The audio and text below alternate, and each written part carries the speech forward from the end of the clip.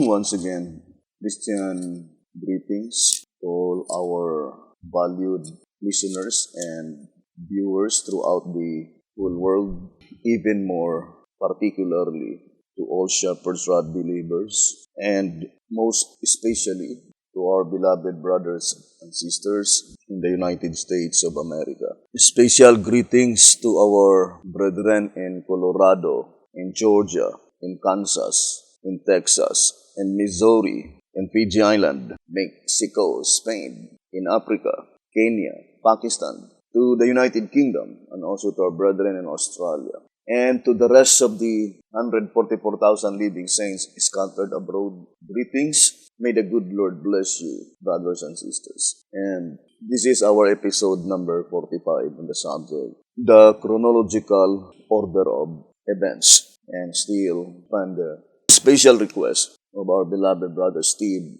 and sister Corinne, and to the rest of the brethren who are listening and viewing this program. I would like to begin our study on 1SR on page 68, saying the fact that Israel after the flesh is a type photograph. Their experience must be duplicated by the truth. Otherwise, there can be no type. And also in 1TG number 7 on page 3, it says, in whom do we find such a parallel? In no others than those who left Egypt and started for the promised land. No, in none others. They are our only type. And also in 1SR 115 and 116, it says, the experience of the children of Israel in Egypt was a photograph of our denomination. Thus, their experience is being reproduced in every particular with these people. So, the same with the statement in 1SR page 68. Duplicate. So, the word duplicate meaning reproduce. We know that according to 1SR 226, it says, the types themselves are not the true object, no more than a photograph is, but it is a representation which pictures an unmistakable evidence, the object in view. Now, I would like to read Patriarchs and Prophets. On page 406, it says, during these years, it is pointing to the first section of the Exodus under the leadership of Moses. It says, during these years, the people were constantly reminded that they were under the divine rebuke. In the rebellion at Kadesh, they had rejected God, and God had for the time rejected them. Since they had proved unfaithful to His covenant, they were not to receive the sign of the covenant, the rite of circumcision. Their desire to return to the land of slavery had shown them to be unworthy of freedom. And the ordinance of the Passover, instituted to commemorate the deliverance from bondage, was not to be observed. So, here, brothers and sisters, according to such historical event, because of their rebellion and murmuring, just 2 years after they left Egypt, God forbade them to observe the Passover. The ordinance of the Passover, according to the voice of inspiration, had been prohibited, that those people are commanded by God not to observe the ordinance of the Passover. Now here in Patriarchs and Prophets 485, it says, a short distance from Jordan, the Hebrews made their first encampment in Canaan. Here Joshua circumcised the children of Israel, and the children of Israel encamped in Gilgal and kept the Passover. The suspension of the rite of circumcision since the rebellion at Kadesh had been a constant witness to Israel that their covenant with God, of which it was the appointed symbol, had been broken. And the discontinuance of the Passover, the memorial of their deliverance from Egypt, had been an evidence of the Lord's displeasure at their desire to return to the land of bondage. And in page 613, Patriarchs and Prophets, it says, Gilgal had been the place of Israel's first encampment in the Promised Land. It was here that Joshua, by divine direction, set up the pillar of 12 stones to commemorate the miraculous passage of the Jordan. Here circumcision had been renewed. Here they had kept the first Passover after the sin at Kadesh and the desert sojourn. Patriarchs and Prophets, 613. Now, I would like to read in Bible commentary and also in the Shepherd's Rod. Now, here in Seventh-day Adventist Bible Commentary, Volume 1, and here we can clearly see from Exodus and Leviticus that this verse is a prophecy and projecting beforehand that event when they will enter the land of promise. Now, I would like to first read Exodus, I think, chapter. I would like to go first to Leviticus 23. And it says here, the Passover is also symbolic of the resurrection, as typified in the wave sheep. The lamb died on the evening of the 14th day of Abib. On the 16th, the morrow after the Sabbath, the first fruits previously cut were presented before the Lord. Christ died Friday afternoon and rested in the grave over the Sabbath. Luke 23, verse 53 to 56. On the morrow after the Sabbath, Luke 24, verse 1, Christ the first fruits, 1 Corinthians 15:20, was raised from the grave and presented himself before his heavenly Father. John 20, verse 17. The morrow after the Sabbath, Leviticus 23, verse 11, was neither an holy convocation nor a Sabbath, in type or antitype. Yet an important work was done on that day. When Christ arose on the first day of the week, he ascended to the Father to hear the words of God's acceptance of his sacrifice. And it says, verse 16, 50 days. This feast came on the 50th day after the presentation of the wave sheep on the 16th of Abib, that is on the 6th day of the 3rd month, late in May or early in June. It was known as the Feast of Weeks or First Fruits. In New Testament time, it was known as Pentecost, from a Greek word meaning 50. Now, let us read the Bible. Leviticus 23. So, it says here, Leviticus 23, verse 9, 10, and 11. And the Lord spake unto Moses, saying, Speak unto the children of Israel, and say unto them, when ye be come into the land which I gave unto you. So it is a prophecy. God told Moses that when Israel shall enter into the promised land, which God promised unto them, it says, and shall reap the harvest thereof, then ye shall bring a sheaf of the first fruits of your harvest unto the priest, and ye shall wave the sheep before the Lord, and to be accepted for you on the morrow after the Sabbath, the priest shall wave it. So, this is the verse in the Bible, Leviticus 23, verse 9, 10, and 11, by which the prophet, Sister White, plainly declared that it is on the 2nd day of the feast. Now, let us read again this reading in Patriarchs and Prophets, 539. The Passover was followed by the 7 days feast of unleavened bread. The 1st and the 7th day were days of holy convocation, when no servile work was to be performed. On the 2nd day of the feast. What is the 2nd day of the feast?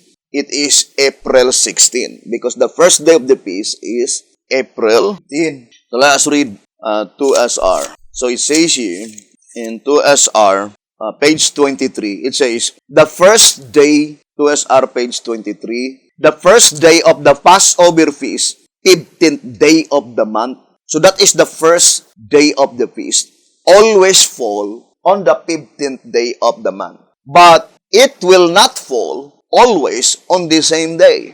So, we need to ever remember that because in the year of crucifixion of Jesus Christ, the worship is presented before the Lord on the 4th day of the feast, April 18. So, the first day is 15, then 16, 17, 18. It was on the 4th day of the feast, not on the 2nd day. And of all the questions that had been given to B.T. Hotep, only this portion by which B.T. Hotep had not been able to clear completely. Let us read again 3 Symbolic Code, 8 to 10, page 11. 3 Symbolic Code, 8 to 10, page 11. Now, the only disagreement between the shepherd's rod and the desire of ages on this subject is that the desire of ages says that on the 2nd day of the feast, the first fruits of the year's harvest, a sheaf of barley, was presented before the Lord.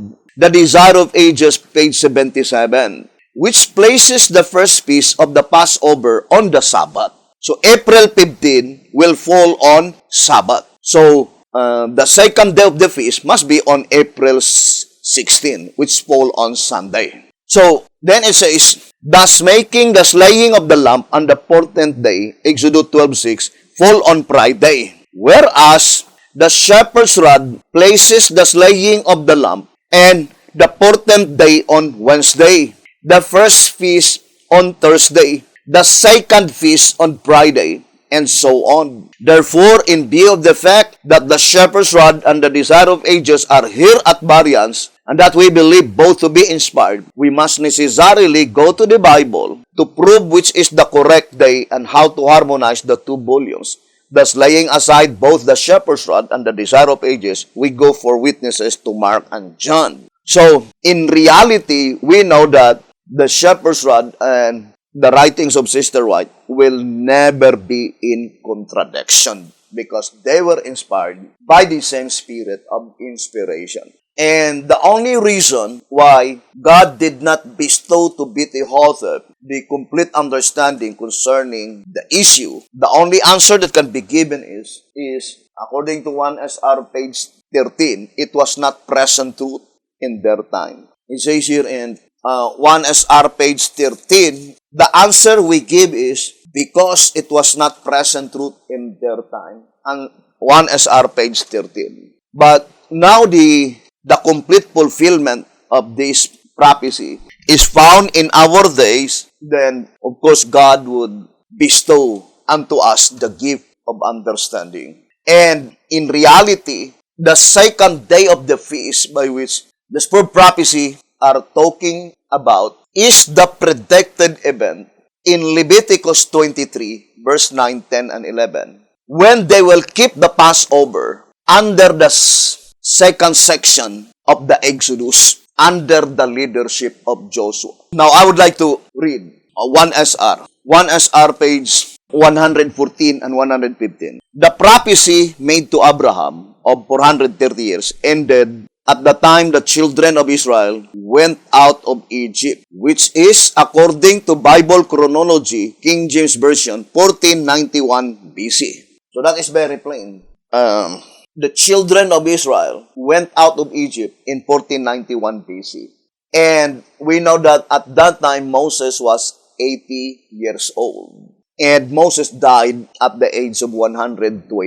So it's easy to understand by subtracting 40 years from 1491, then we will have 1451 BC. So it was in 1451 BC that God commanded Joshua, according to a reading in Desire of Ages 613 and 487, that to keep the Passover in which it was suspended under the leadership of Moses because of their murmuring and their rebellion. But brothers and sisters, we know that the perfect fulfillment of this statement was not fulfilled in the days of B.T. Hotep. The statement here in Answerer number 3, page 20 and page 21, it says, but let it be remembered that the Exodus movement, the type, was in two sections. The first section being led by Moses and the second by Joshua. And that it was the last, the purified section that which grow up after the 40 years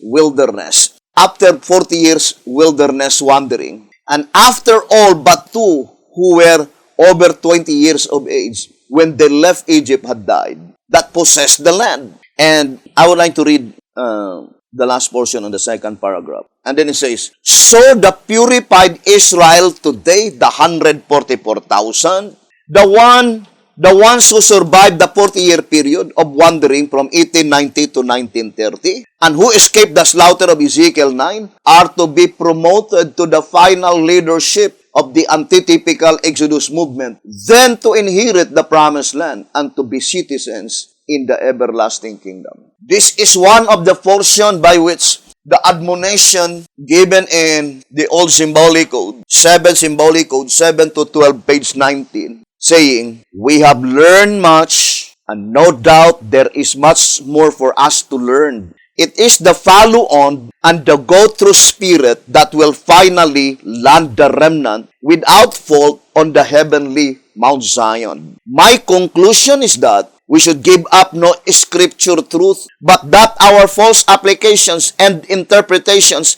of scriptures and consequent false ideas of order and propriety should be given up as fast as possible. 7 Symbolic Code, 7 to 12, page 19. So, brothers and sisters, this is one of the cow's dung, the false expectation of the prophet. Because there was no 144,000 living saints in 1930. If the 144,000 living saints are already in existence in 1930, and if the youngest of them is 1 year old, then today, it must be at least, let us subtract, 2021 minus 1930. So at least he must be 92 years old today. And it will be contradictory to the Bible, because Sister White says that those who will reach at the age of 90, God will lay them down to sleep. But that is only the youngest. How much more? If those 144,000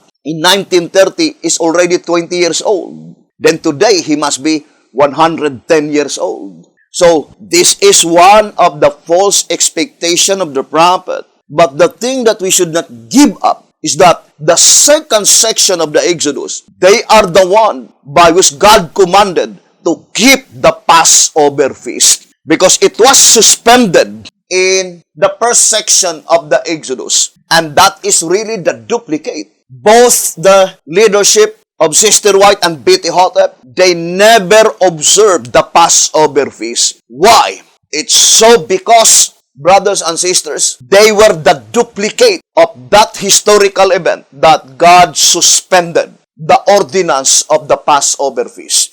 And that Passover feast can never be observed unless the Bible calendar must be restored first. So, we need to study closely the type, because we already read in 1 SR 226 that the type is not the true object, but it pictures with unmistakable evidence the particular object in view. So if the type, when they keep the Passover feast, brothers and sisters, it was on the second day of the feast by which the sheep was presented before the Lord, or the sheep was offered before the Lord. So the antitype as well, brothers and sisters, must be the same event. I remember, let me see that statement, that saying that the type and antitype should be Great Controversy, 399, Answerer number 3, page 23, and 1SR Packet Edition, page 74, saying that type and antitype should exactly fit and perfectly match, and not only to the event, but as well as to the time. So, and it was predicted beforehand in the spirit of prophecy. Now, let us proceed, brothers and sisters, to our investigation. So, the Shepherd's Rod declared clearly that when we say that the sheep will be offered on the second day of the feast, then it puts April 15 on Saturday. So, April 16 falls on Sunday. I would like to establish first divine principle. The first day of the feast must always fall on April 15, according to SR 23. But April 15 do not fall always on the same day. Do we have that pattern? From pattern number 1 to pattern number 7 concerning the sheep offering. On pattern number 1, the wave sheep is offered on the 5th day of the feast, and that is April 19. So you notice, according to the shepherd's rod, the divine principle, the sheep must be offered or presented before the Lord on Sunday. There is no other day. But that offering, that presentation of the wave sheep offering does not always fall on the same date. So, on pattern number 1, it is April 19. Pattern number 2, it is April 16, Sunday. So, the statement in Leviticus 23, brothers and sisters, from the time when the ordinance of the Passover was suspended, it was predicted beforehand that they will observe the Passover feast because it is God who commanded Joshua. And historically, it was on the 2nd day of the feast. Because we already proven with absolute fact that they came out from Egypt 1491 BC according to the shepherd's rod, 1 SR 114 and 115. And at that time, Moses was 80 years old. So the remaining years of Moses was 40 years. 1491 BC minus 40 equals 1451 BC. Let us go to the pattern. And you can see that it is pattern number 2 when they observed the Passover feast from the time that it was suspended. So let's look at the chart, the chart concerning Bible pattern. So you see here 1451 BC. Where's 1451 BC, pattern number 2. So it was already predicted beforehand that when God will command them to keep the Passover, the ordinance of the Passover, it must be on the 2nd day of the feast, which is pattern number 2. But that is only the photograph. We are now studying the fulfillment of that event in its antitype, that it must be pattern number 2, the fulfillment of that event, brothers and sisters. And that is the reason that we are very certain concerning 2021 and 2022. Because there will be no more pattern number 2 that will come to fulfill that predicted event. Now, let me show to you on the timeanddate.com. April 16, 2022. You see that is pattern number 2, Sunday. And in Gregorian calendar, it is October 4, 2020. And it will repeat again another 7 years because there are 7 patterns. So you need another 7 years to repeat the same pattern. But we are running out of time. If you will add another 7 years, 2022, then you will fall on 2029. And that is already, brethren, on the year of Jubilee. So, 100%, brothers and sisters, without any doubts, that predicted event, that on the 2nd day of the feast, the sheep of offering must be offered in the presence of the Lord, was already fulfilled in October 4, 2020. Now, this is the divine principle. Let us read again the statement in Patriarchs and Prophets,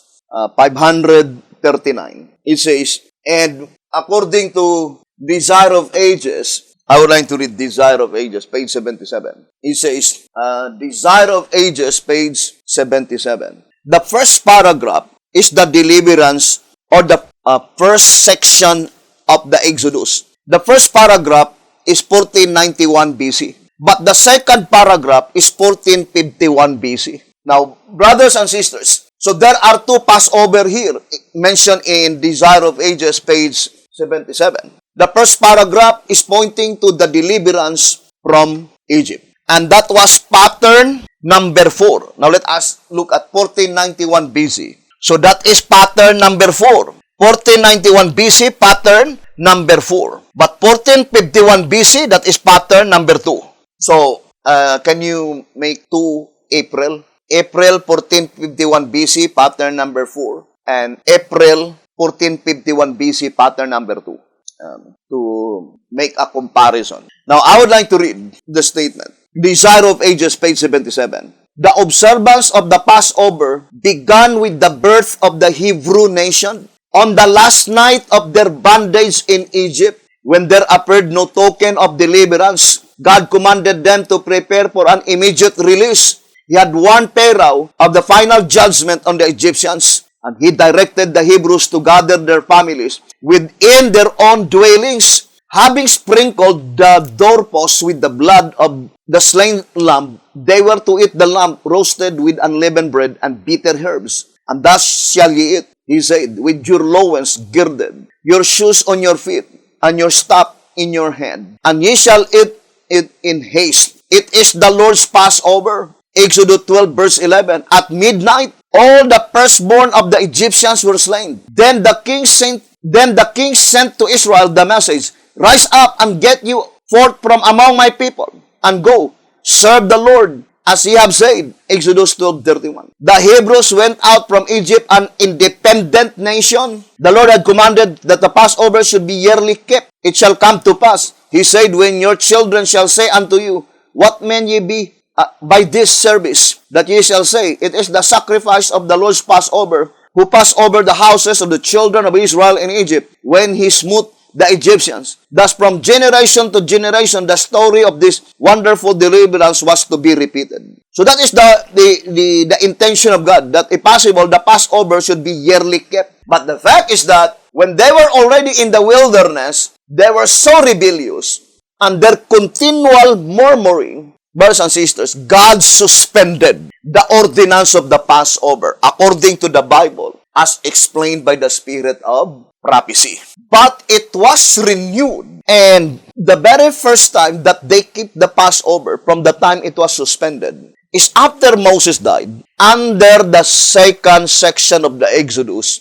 under the leadership of Joshua, according to the Bible as well as the spirit of prophecy. And this is the second paragraph. It says, the Passover was followed by the 7 days of unleavened bread. On the second day of the feast, so it could not be the Passover on the year of crucifixion, because that is on the 4th day of the feast. On the second day of the feast, the first fruits of the year's harvest, a sheaf of barley, was presented before the Lord. All the ceremonies of the feast were types of the work of Christ. So it says, all the ceremonies of the feast were types of the work of Christ. And of course, if we will be saying the work of Christ, that must be in the heavenly sanctuary. The work of Christ in the heavenly sanctuary. So, let us now study closely, brothers and sisters.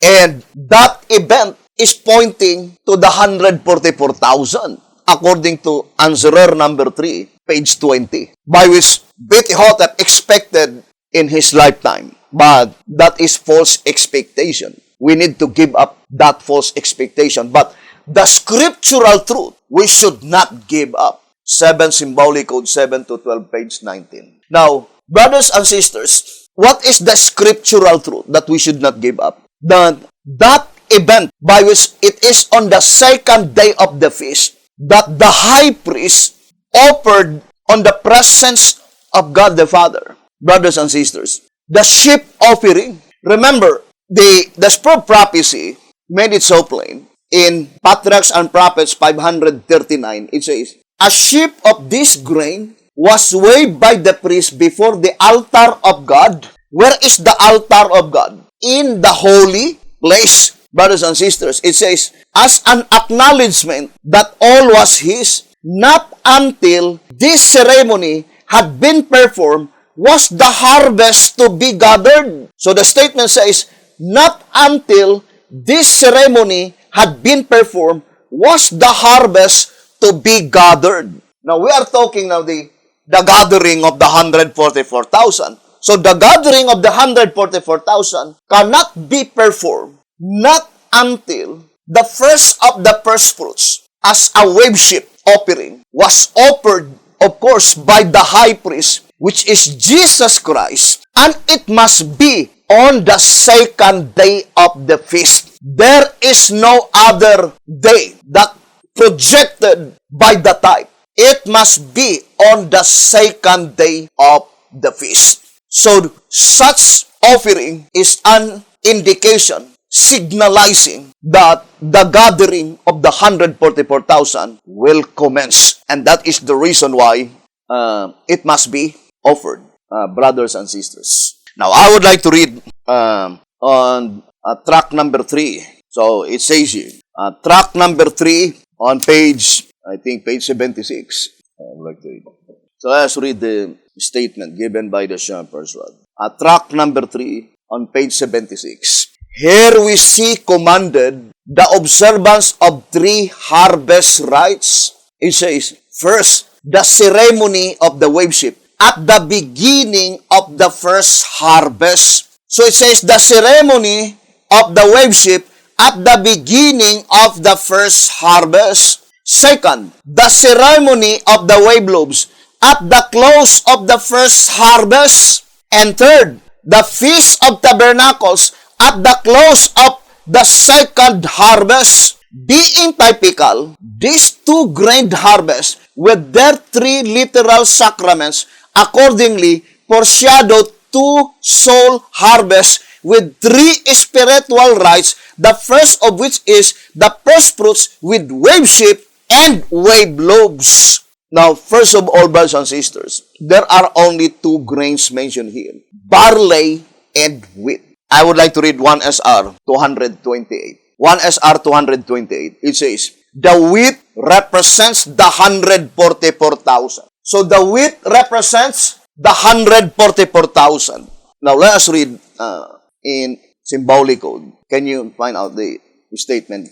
Fixes and comments. I would like to read that portion. The voice of inspiration, brothers and sisters, distinctly separate all the, I would like to read 12 Symbolic Code 8 to 9, page 13 and 14. It says, and it is from Isaiah 28 verse 27. For the fixes are not threshed with a threshing instrument, neither is a cart will turn about upon the comen, but the fixes are beaten out with a staff, and the comen with a rod. He says, the Lord also instructs here that not all crops are harvested properly in the same way. One kind requires one method, and another requires a different method. Now, there are 2 grains mentioned here, fixes and comen, in Isaiah 28 verse 27. And it points out to the great multitude, brothers and sisters. So, the great multitude that will be converted on the little time of trouble, they were represented by fixes. But the great multitude that will be converted during the great time of trouble, they were represented by comen. Therefore, they are the great multitude that cannot be represented by the 2 grains. The 2 grains, which is barley and wheat, brothers and sisters, is very important that we need to study closely whom they are represented in the particular object in view. But since we read already that the wheat represents the 144,000, and they are represented by the first fruits, because the 144,000, it is the first fruits. Now let us read again the statement in tract number 3 on page 76. Here we see commanded the observance of 3 harvest rites. So the first observance is the ceremony of the worship at the beginning of the first harvest. So what is the ceremony of the worship when it will be offered, presented, or offered before the Lord? Indicates that the first harvest will commence. That is the beginning of the first harvest. Second, the ceremony of the wave lobes at the close of the first harvest. We know that is the Pentecost. So, the Pentecost, that ceremony, indicates, brothers and sisters, that the first harvest is close, or meaning the 144,000 which is the first fruits, were completely sealed. So, in this instance, the two wave loaves can but represent 10 tribes and the 2 tribes. Now, how about the Feast of Tabernacles? It says, the Feast of Tabernacles at the close of the second harvest. So, what is the second harvest mentioned here? Brothers and sisters, it is directly pointing to the constituent of the great multitude by which they were not defiled with women. They were not defiled with women. Therefore, they must be represented by the Sabbath keepers, not under the banner of the third angel's message. And they are represented by, I would like to read again the statement on 1TG. So let us read in 1TG. Number 17, page 9. It is concerning Zechariah 10, verse 6. And I will strengthen the house of Judah, and I will save the house of Joseph, and I will bring them again to place them. For I have mercy upon them, and they shall be as though I had not cast them off. For I am the Lord their God, and will hear them. The statements, I will strengthen, instead save the house of Judah, and I will save, instead of strengthen the house of Joseph, imply that the house of Judah is saved before the house of Joseph is. And to save the house of Joseph, he strengthens the house of Judah. The second fruits need to be saved, whereas the first fruits need to be fitted for service. Both are gathered into one place, the barn, the kingdom. The Lord extends this favor of both of them because He has mercy upon them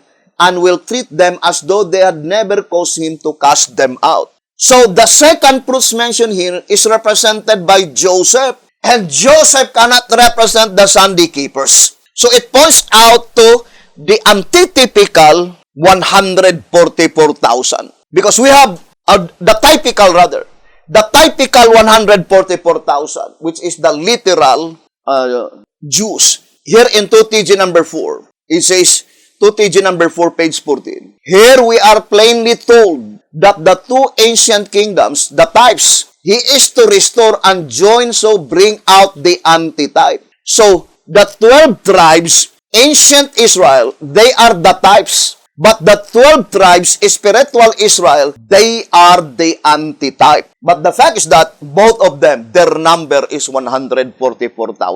Now, if you will read, although it is not our main subject at this time, if you will read, I think 2SR, here in, let me see, 2SR 162.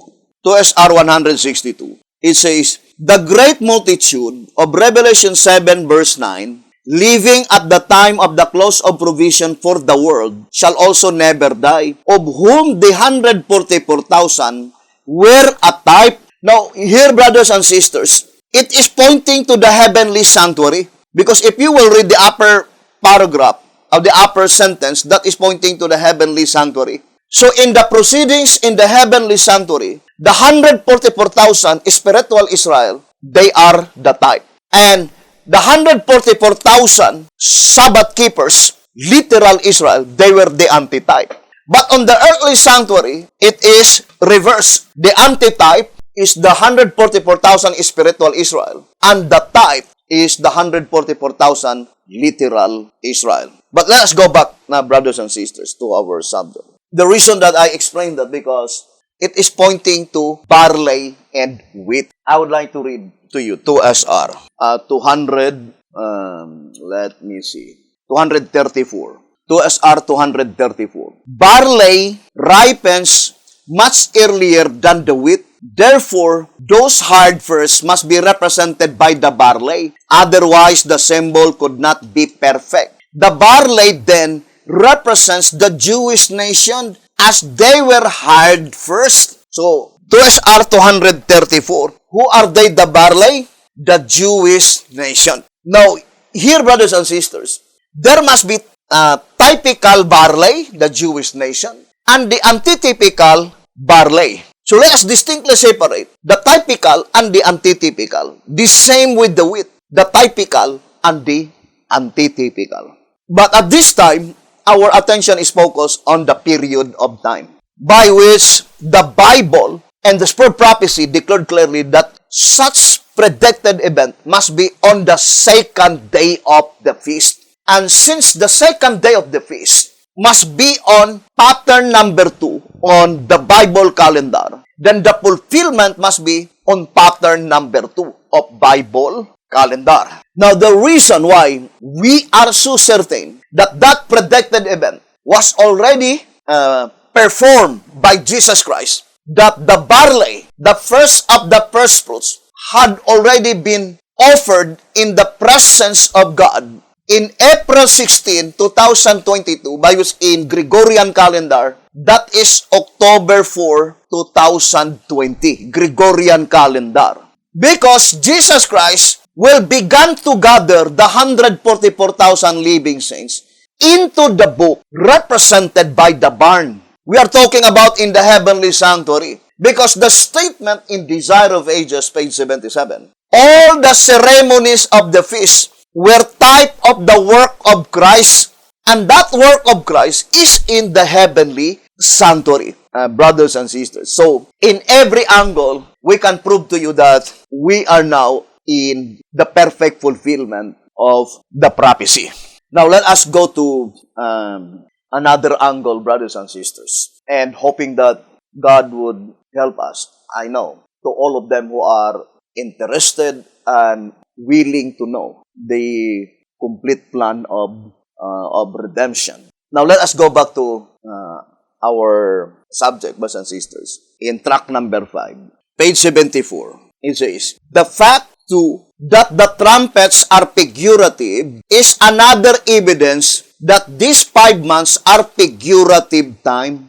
But why should this period in which the locusts, the Christians, have power to torment men be limited to 5 months? It will be noted that the 144,000 are called the first fruits, denoting that they are sealed at the beginning of the harvest, the commencement of the time to separate the tares from the wheat. To the parable of the harvest, then we must go for the full explanation of the 5 months period. You see, brothers and sisters, it says, in order for us to understand completely the 5 months period, we need to go to the parable of the harvest. And it is found in tract number 3.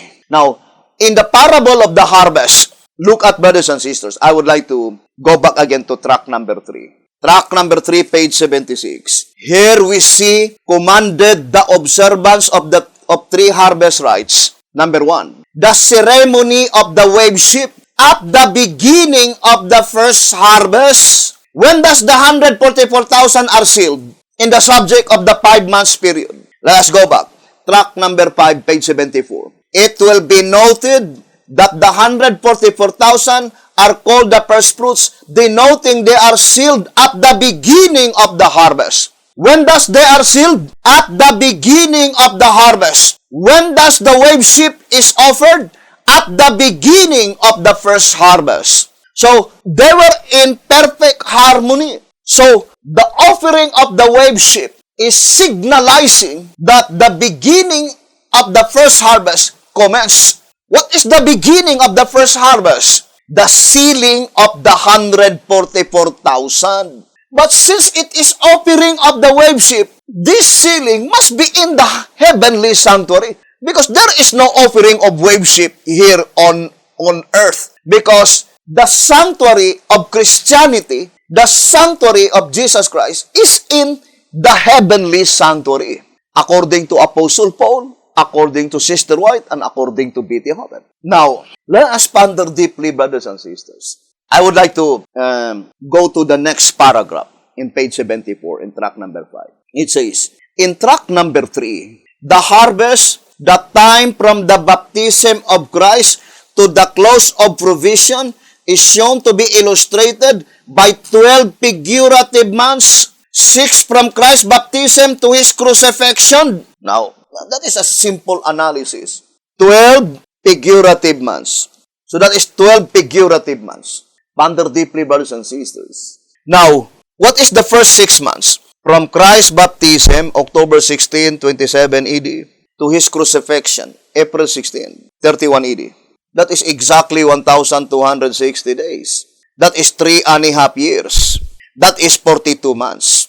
6 figurative months. So through the given clue, then we can easily understand 6 is half of 12. Therefore, the entire 12 figurative months must be exactly 7 years. That must be exactly 7 years, brothers and sisters. So, ponder deeply, brethren. Because that is exactly 7 years. Because this is 3.5 years. Then, the other 6 figurative months must also be 3.5 years. Otherwise, the illustration is not perfect. So, 7 years, brothers and sisters, is very significant. What is 7 years? The last 7 years on the 490 years represented by 1 week. Now, let us read the Bible again. God's eternal purpose. So, let us read Daniel chapter 9. Daniel chapter 9, verse 24. 70 weeks are determined upon thy people and upon thy holy city to finish the transgression and to make an end of sins and to make reconciliation for iniquity and to bring in everlasting righteousness and to seal up the vision and prophecy and to anoint the most holy. What does it mean by 70 weeks are determined upon thy people? Who determined? It is God. But such determination of God had been fulfilled to the Jewish people. I read that several times. But I would like to read only that portion in Consecrated Way to Christian Perfection. Consecrated Way to Christian Perfection on page 115 and 116.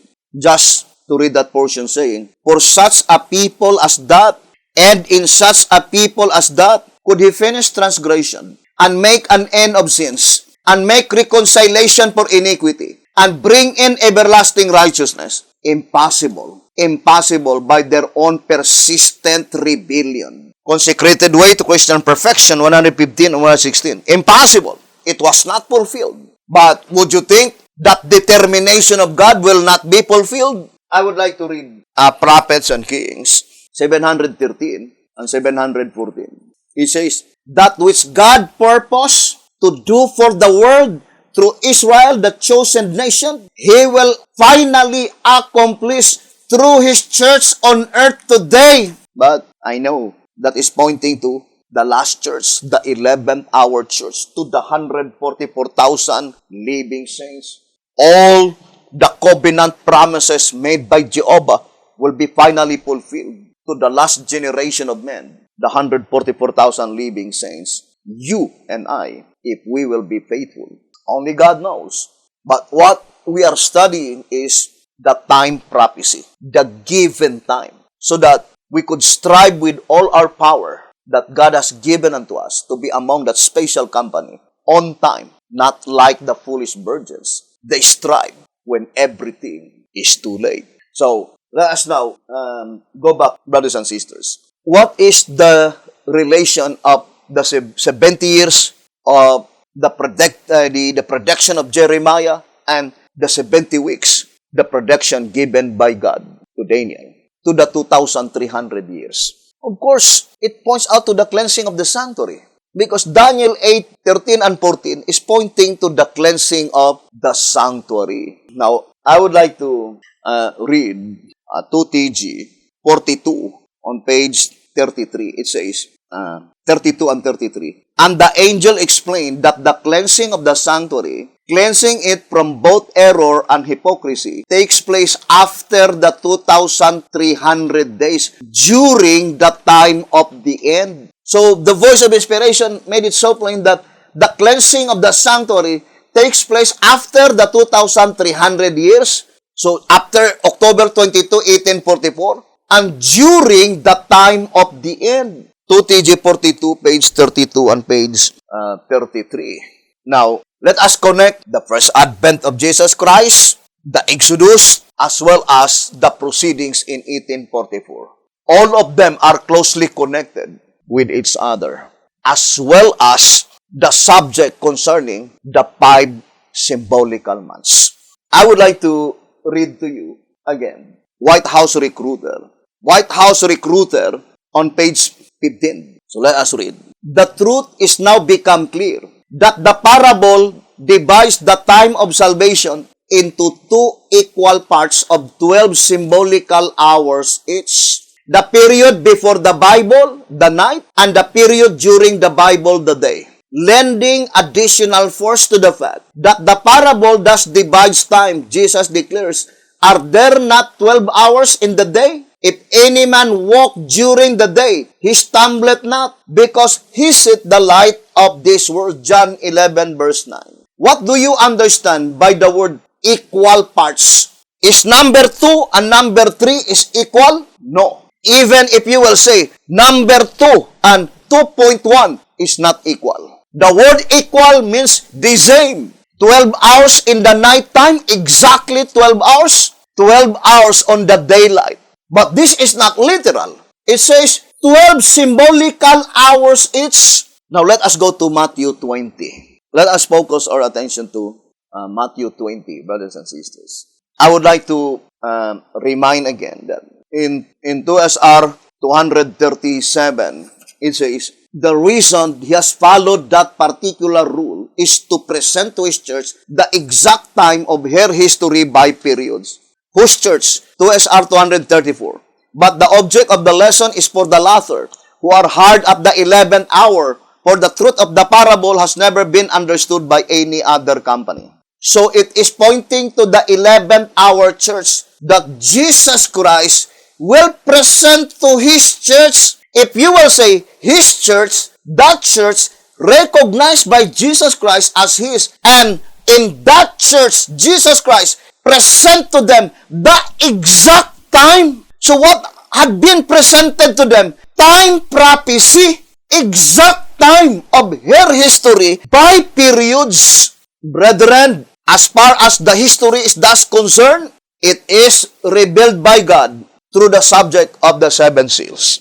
2SR 201 and 202, it says, the seals by periods, Revelation 6. As the evidence brought forth cannot be questioned, that with the book of seals, the judgment opened, and as it began with the righteous who live upon the earth first, and ends with the last, it is positive that the seven seals is spread over the entire world's history. Consequently, they include every saint since the world began. The number 7 bears the same evidence. As there are 7 seals in consecutive order, it is clear that our world history is divided into 7 different periods. The judgment begins with the first and ends with the last. Evidently, the first 6 seals complete the cases of those who were dead preceding the judgment and while it is in session. But the 7th sealing period, being the last, must concern the living. So the entire history, from creation down to the close of provision, was revealed in the subject, the 7 seals. But unto whom it will be revealed? To the last church, to the last generation of men. The exact time of her history by periods. Now, I would like to read the statement in 2SR 237. 2SR 237. It says, the time allowed for its movement is marked on God's clock dial as 3 hours. The first 3 hours on the dial indicate from creation to the fall of Adam. Consequently, it leaves only 21 allegorical hours for human provision. How many allegorical hours? 21. Meaning 3/7. Or there are 7 3 hours. 7 times 3 equals 21. It says 7 times 3 equal 21. Therefore, we have another reason why the angel said, there shall be time no longer. When does that predicted event says, there shall be time no longer? At the time when there will be only 3 hours remaining, there shall be time no longer. Because 21 needs 3 hours to complete 24 hours. But the absolute fact is that the great multitude is not a part of the parable in Matthew 20. It is not a part of the parable in Matthew 20, brothers and sisters. Because the last call is the first fruits, the 144,000.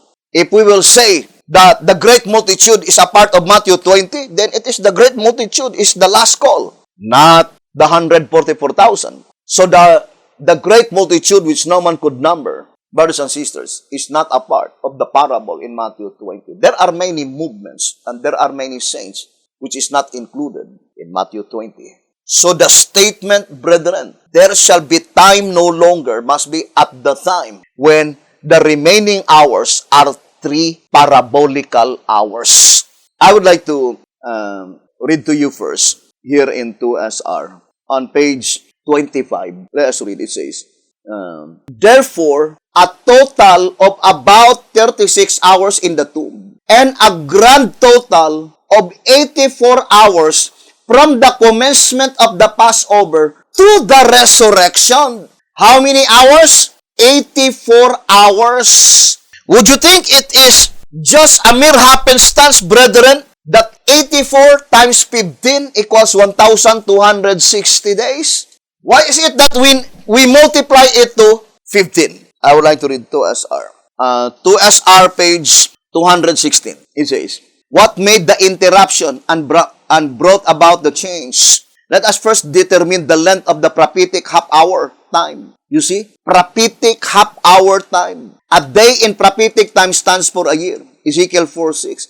1 hour is a 24th part of the prophetic year, and figurative 30 days to a month, it would be 2 weeks. So, brothers and sisters, but in reality, that would be 15 days. Because the statement about 2 weeks, that is 14. But that is 15 days. Because the procedure must be 360, then divided by 24 equals 15. So let us make an illustration. 360 divided by 24, because one day there are 24 hours equals 15. Therefore, one parabolical hour must be 15 days. That must be 15 days. One parabolical hour. Now, in the perfect fulfillment of the prophecy, so the 3 hours, brothers and sisters, 3 times 15, then that must be 45 days. So, when there will be only 45 days remaining, that is the time by which the proclamation, there is time no longer. Now, I would like to go first to the statement in 2SR, saying that from the Passover to the resurrection, to the resurrection, there are exactly 84 hours. 84 hours. But this Passover is April 14, and this is April 18. This is Wednesday, and this is Sunday. So that is exactly 84 hours from the time that, from the Last Supper to the resurrection. 84 hours. But if these 84 hours are symbolic, then 84 times 15 equals 1,260 days.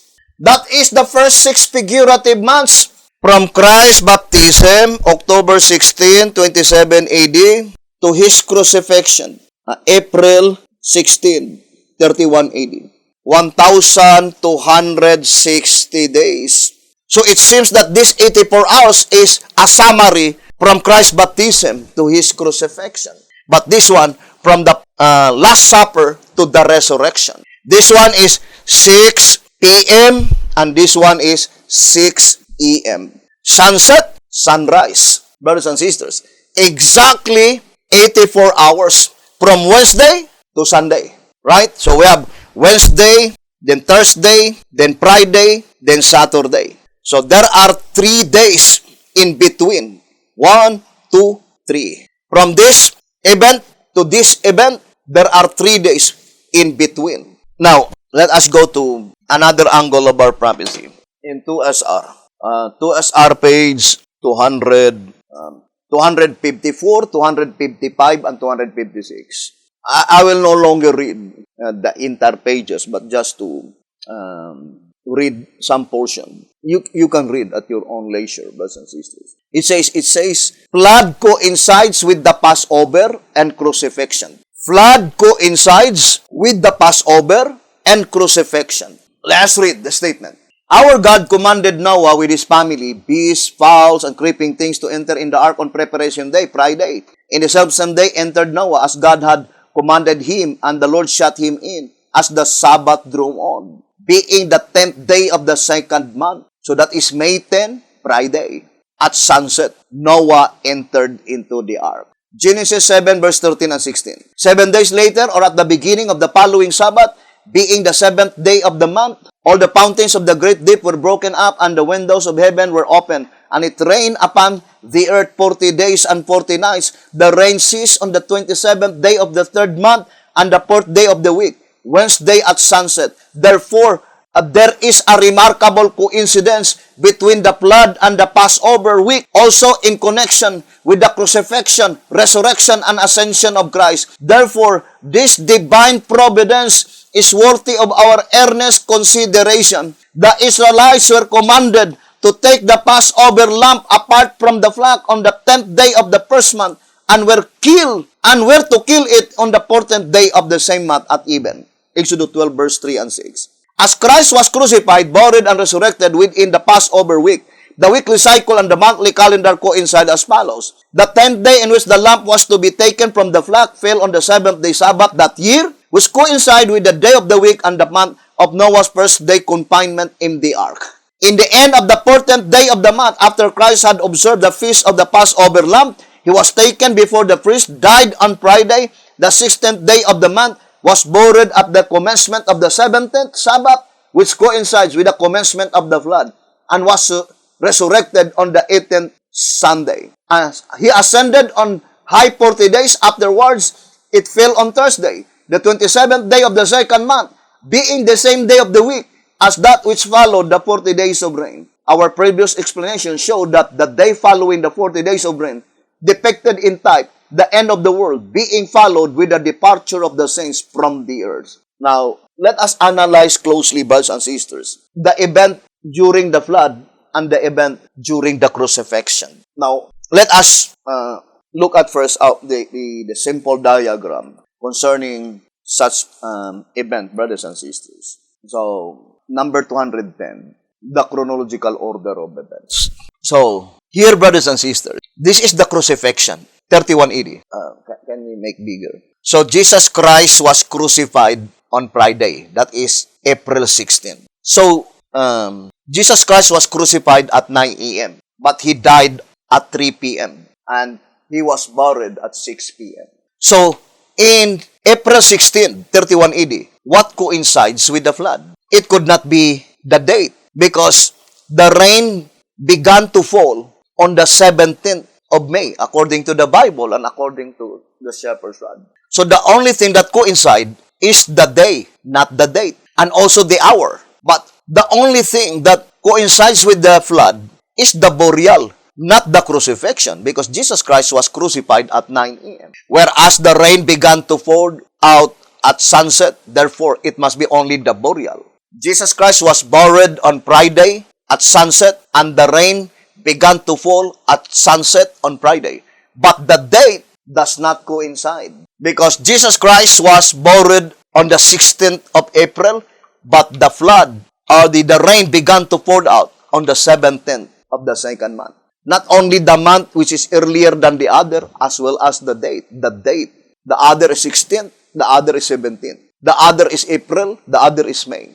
Both of them are earlier than the other. The same with when the time will, according to the shepherd's rod, when the lamb is to be separated, it must be on the 10th day of April. Coincides when Noah entered into the ark on May 10, but not the day, because Noah entered into the ark on Friday, whereas on the year of Christ's crucifixion, the 10th day fall on Sabbath. Only the date. So I would like to read to you here, brothers and sisters, in 2SR 255. It says, the Passover lamb being separated from the flock on the 10th day coincides with the separation of the righteous from the wicked in the antediluvian world. The day of Christ's burial coincides with the day of the commencement of the flood, also with the commencement of the plagues, and his ascension with the day after the rain ceased, also with the end of the world and the translation of the saints.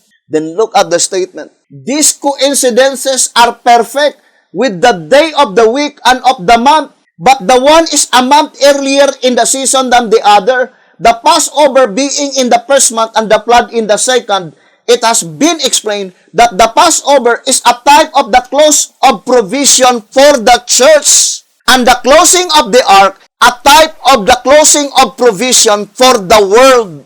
Then it says, therefore, there are 30 typical days between one close of provision and the other.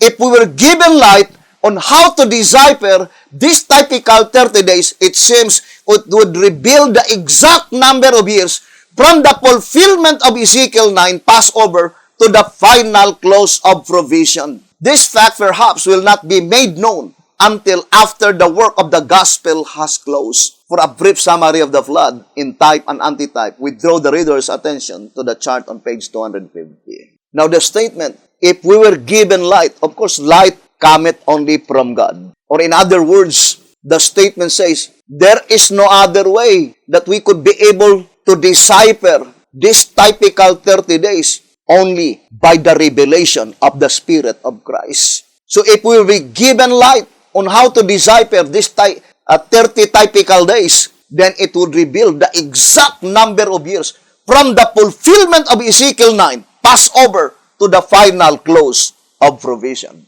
That is very plain here in 2SR 255 and 256.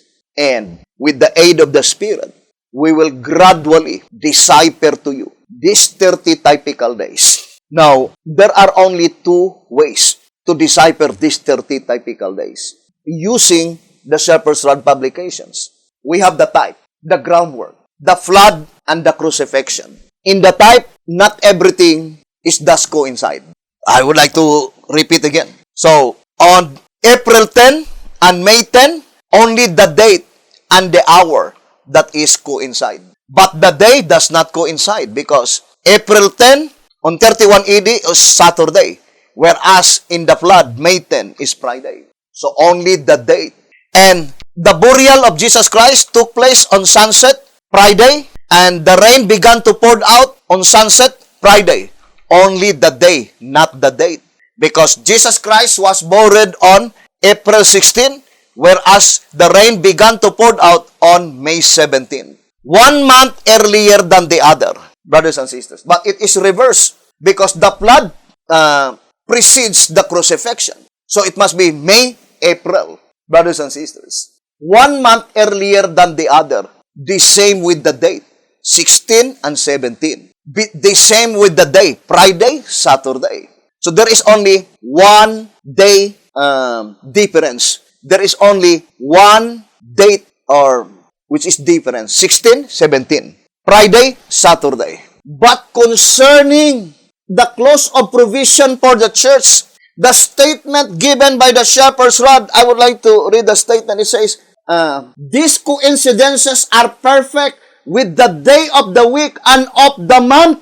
If we will say perfect, then it must be that the date, the day, both the same. The only difference is the month. 1 month earlier than the other. So the close of provision for the church must be on April. Passover. The Passover day. But that April must be perfectly coincides with the flood. Now let us read again. In 2SR page 255. 254. Flood coincides with the Passover and crucifixion. So it must be already pointing, brothers and sisters, the antitypical flood, the antitypical Passover, and the antitypical crucifixion. It must be perfectly coincide. Now, there is no other calendar that coincides perfectly, brothers and sisters, with the crucifixion. It is pattern number 3. Let us go back. You see, it must be pattern number 3. This is the given clue. 31 AD, the center of attraction. It is pattern number 3. You see, April 1, Thursday, April 1, May, Thursday. So it must be pattern number 3. So to find out, brothers and sisters, the perfect fulfillment of prophecy, it must be on pattern number 3. Of course, pattern number 3 is the next pattern to follow pattern number 2. What is pattern number 2? Second day of the feast. The worship must be offered in the presence of God by the high priest, and that is Jesus Christ. Where? In the altar. Where is the altar? Holy place. Therefore, Jesus Christ must be in the holy place. What is the significance of offering the first of the first fruits, which is represented by the worship? Signalizing the commencement of the ingathering of the first fruits. And that is, we already read, brothers and sisters, April 16, on the second day of the feast. Now, let us go to, brothers and sisters, timeanddeath.com. April 16. Then we need to count backward. 1,260 days. 3.5 years. You see, you will fall on, is it October 16? October 16, 2018, Bible calendar. And in Gregorian calendar, it is April 23, 2017. 3.5 years. How many days, brothers and sisters? The 5 symbolical months. 1,050 days. 1,050 days. 210 times 5 equals 1,050 days. Now, I would like to proceed to our subject, brothers and sisters. Now, let us go to pattern number 3. April 14, timeanddeath.com. April 14, 2023. So, that is September 27, 2021. Brethren, the voice of inspiration is plainly telling us that the sealing of the 144,000 takes place only 1 year. From one Passover to another Passover. And there is no other pattern that perfectly coincides with the crucifixion in 31 AD, which revealed the close of provision for the church, is pattern number 3. We already read, brothers and sisters. It is pattern number 3. And pattern number 3, of course, the pattern that follows after pattern number 2. Therefore, we have already 2 impregnable evidence, infallible proofs. That pattern number 2 is predicted beforehand that is the Bible pattern calendar, that the worship must be presented or offered in the presence of the Lord. That is pattern number 2. What is the significance of offering the worship? Signalizing the commencement of the ingathering of the first fruits, 144,000 living saints. Now, brothers and sisters, how many years does the sealing of the 144,000? Only 1 year. And in that Passover, probation closed for the church, 2 SR 255. But what Passover? It must be the Passover that exactly and perfectly coincides with the crucifixion. And what is the given clue? The flood. What is flood unto us? I would like to read again. 2 SR page 200. That is the title of this chapter. What is the flood to us? 2 SR 240. What is the flood to us? The answer must be found in 2 SR page 183. So it says, now why were they, I would like to read the portion. As the foolish virgins at last came to the door, it is evident that they obtained the oil, learned of the message, but there had been a delay. The door was shut, and they were left out. Now, why were they unconcerned at first, and very zealous at last? The experience in this instance is about the same as that of the deluge. While Noah preached the coming of the flood, the world paid little attention to his message or to this message, but those who believed went into the ark at a given time, and the door was closed. But not long afterwards, signs of Noah's prediction appeared, and as drops of rain began to fall, the wicked multitude became alarmed and rushed for the ark, but the door was closed and they were let out. The door that was shut is a symbol showing that provision for the church had closed just shortly after the foolish virgins became alarmed. At last they were willing to pay the price and buy the oil, but it was not a change of heart Only the fear of losing out. Their course of action had left them without the seal. The man with the writer inkhorn had passed them by.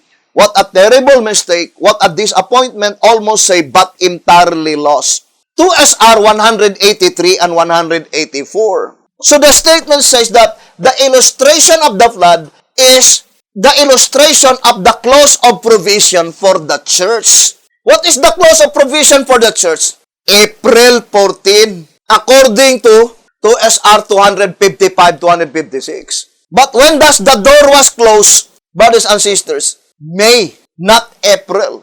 So what coincides with the flood, brothers and sisters? It is only the Bible pattern. So the only Bible pattern calendar by which coincides with the crucifixion is pattern number 3. Therefore, in that illustration, it was revealed beforehand that the clause of provision for the church must be pattern number 3, which is perfectly coincides with the prediction that the wave ship must be offered on pattern number 2 to signalize the sealing of the 144,000, which takes place only 1 year. Therefore, from pattern number 2, then pattern number 3. So there is no doubt, 100%, this message is a message cometh from heaven. When would be April 14, 2023? Let us go back again. That is September 27. Now, I would like to give to you now the 3 impregnable evidence, infallible proofs. The first one, pattern number 2. There is no other pattern of Bible calendar that answers the question that it is on the second day of the feast that the wave ship is presented before the Lord. And that is April 16. According to Leviticus 23, 9, 10, and 11. Is that historical event happen in the first section of Exodus? No. Because they were not allowed to observe the Passover because of the rebellion. When does that event been fulfilled? On the second section of the Exodus, after Moses died, and it was 1451 BC. And exactly, the Bible is perfect. That is the second day of the feast, which is pattern number 2. But that is only the type. Why is it that it must be pattern number 2? The offering of the wave ship. Because the offering of the wave ship is signalizing the commencement of the ingathering or sealing of the 144,000. For how long? Just 1 year. Tract number 5, page 88. So, it needs pattern number 2 because in the flood study, the clause of provision for the church must be pattern number 3. So, it is pattern number 2, then the next year is pattern number 3. And the last one is Jeremiah 8:20. Jeremiah 8:20, it must be the harvest is past, meaning the sealing of the 144,000 must be completely finished. Now, I would like to show to you. The sealing of the 144,000, it is predicted beforehand.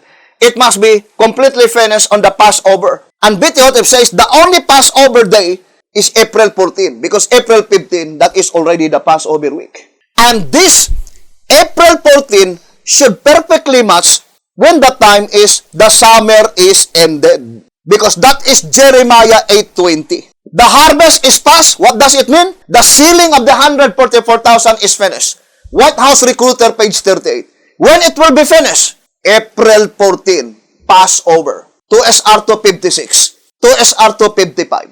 And in the chart of BTHOTEP, when would be the summer will end? Of course, in the season of autumn. And it must be September 22. The commencement of autumn up to December 21. And it is inscribed in present tense. The summer is ended. It did not say the summer was ended. If the statement the summer was ended, then it must be on winter. But it must be in autumn. The summer is ended. And only these 2 remaining years that the Passover coincides with the season. Now let us go back again, brothers and sisters. April 14, 2023. That is September 27. So that is already in the season of autumn. Because the season of autumn commences on September 22. 22, 23, 24, 25, 26, 27. So, what is the statement in the Bible? Probation clause for the church, but when probation will close, brothers and sisters. Supposed to be. It must be on September 22. But it is the time when the foolish virgins became alarmed, brothers and sisters. 7 days after, the same in the days of Noah. When Noah entered the ark, there was no threatening sign of rain. But 7 days later, that is the time that they knocked the door. And only 2021, April 14, 2024, you see September 22, 2022.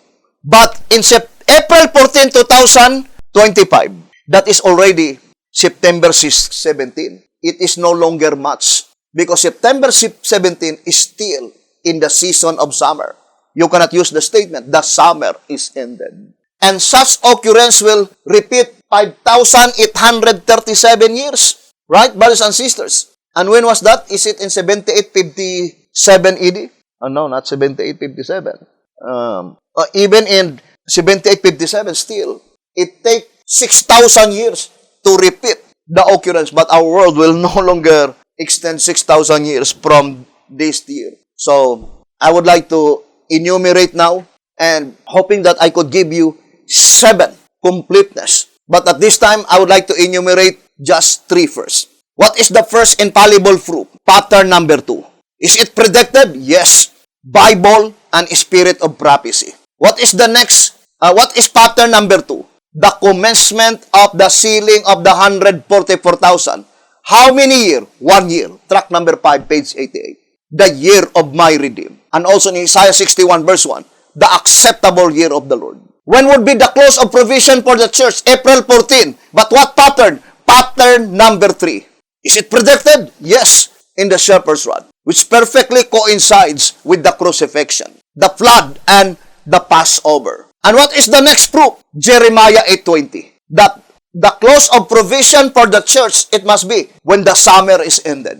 And that is September 27. That is already autumn. The summer is ended. But on 2023, 2024 onwards, it will no longer coincide with the season. And B.T. Hotep says in Answer 3, page 13, it must be that the feast, the sacred feast, must coincide with the season. But the fact is that not all sacred feasts coincide with the season because God controls all the events from 1844 onwards to build the impregnable evidence and infallible proofs. We will continue this subject, brothers and sisters, on our next episode, and there are still 4 impregnable evidence, infallible proofs to build that this year, 2021 and 2022, is the last 2 years.